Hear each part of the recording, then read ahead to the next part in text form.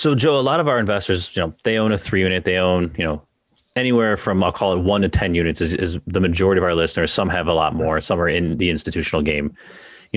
I think a lot of people listening to this are saying, okay, my taxes can go up. I've kind of already underwrote for that. I've kind of already expected that, but what are some other things they should be considering?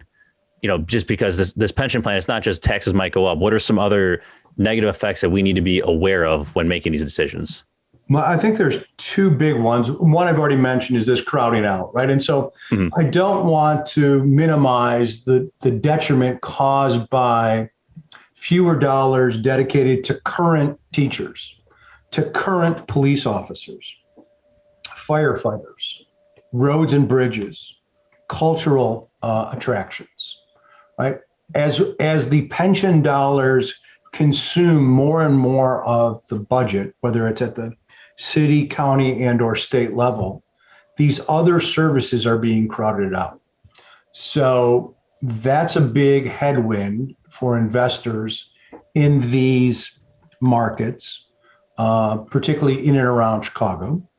The other side of it is that as these taxes get raised and the value of the properties, in my mind, start to fall, the highly leveraged property owners are the most at risk, right? So think about, you have a relatively small slice of equity, you've got a lot of debt, and because of external forces, basically fiscal mismanagement to oversimplify, right? Your equity evaporates and you hand back the keys to the lender. Yep. That's one isolated incident. But if that happens, and so maybe that's not you, but if it happens next door to you, that's an adverse outcome, right? So generally what happens as a property goes through the bankruptcy foreclosure square dance, right? Tenant profiles go down, CapEx expenditures go down.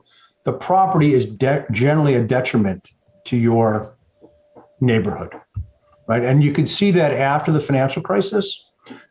Less so in Chicago, but in other parts of the country, particularly the so-called sand communities, think places like parts of California and Florida, Arizona, Las Vegas, and the like, a wave of foreclosures caused property values to fall, even if you were a fairly low levered investor, right? So I think that's something that you have to think about. I don't know how you ferret through the data, if the data is even available, to make those kinds of decisions.